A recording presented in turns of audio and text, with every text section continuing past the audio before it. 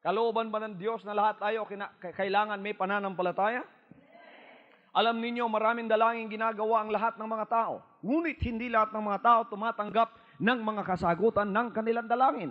Bakit? Sapagkat ba ang Diyos ay sinungaling? Hindi. Sapagkat merong isang kondisyon na kailangang gawin mo bago mo matanggap ang anumang sinabi ng Panginoon para sa iyo. At yan ay walang iba kundi ang pananampalataya. There is only one cause for failure in prayer, and that is unbelief. Everybody says unbelief.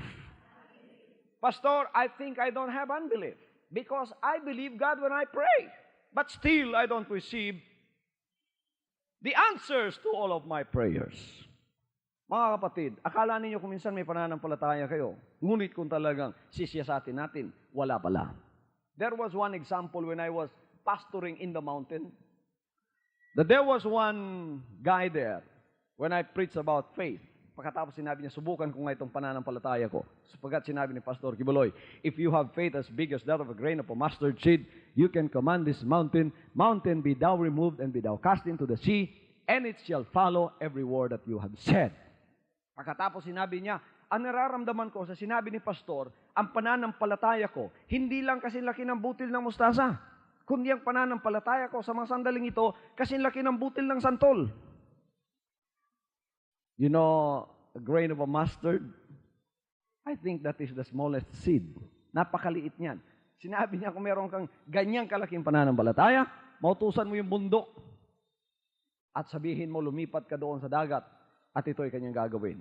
Doon sa amin sa bundok, mga kapatid, mas malapit ang Mount Apo tingnan doon kaysa dito sa syudad.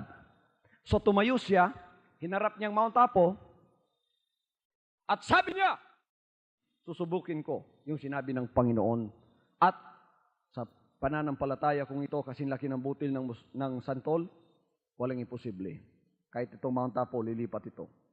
So hinarap niya yung Mount Apo, at pagkatapos sinabi niya, uutusan kita na lilipat doon sa Davao Gulf.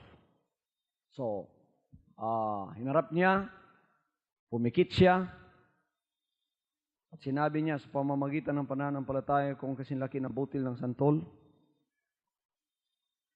Mount Apo, inuutusan kita, lumipat ka sa Davao Gulf. Mga kapatid, 1 minuto, hinihintay niya na magkakaroon ng lindol. Biro ninyo, palilipatin mo yung bundok. Yung Mount Pinatubo, hindi nga lumipat. Inilipat niya yung langlahar, palagi ang earthquake. So, kung itong ililipat niya ang bundok, Mount Apo, pinakamalaking bundok, talagang magkakaroon ng lindol. Hinihintay niya lumindol, hindi lumindol. After 2 minutes, inuka niya yung mata niya. Ngunit hindi sabay, isa muna. Are my eyes lying? Mount Apo is still there. Pagkatapos mga kapatid, baka nagsisinungaling itong left eye niya, binukas na naman niya yung kanyang dalawang mata na. Ang Mount Apo naroroon pa rin. Hindi sumunod sa kanyang pananampalatayang kasinlaki ng santol. Nung nakita niya na hindi lumipat, anong sinabi niya? Sabi ko na nga ba, hindi lilipat. Sa Bisaya pa, daan palagi ko, di gyud na mo balhin. Sawa pa siya musugod, daan na siya nga nagduha-duha sa iyang isulti. Alam ninyo, may mga taong ganon.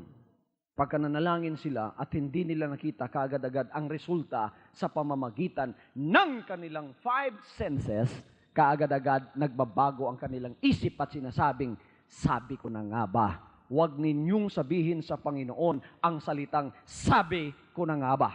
Because when you operate by faith, you are not operating by means of your 5 senses. You are operating according to the 6th sense that the devil took from us, robbed from us, because he's a thief, is the sense of faith. Now, the words faith, trust, and believe simply means to confide so as to be secure without fear.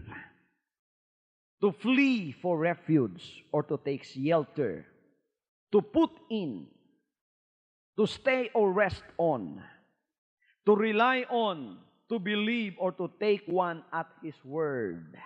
Na maniniwala ka at mananampalataya sa sinabi ng isang tao as it is na walang anumang bahid ng pag-aalinlangan. You know, faith is the absence of doubt. No doubt whatsoever. You just completely trust Him. Ano man ang mangyari, manampalataya ka sa Kanya.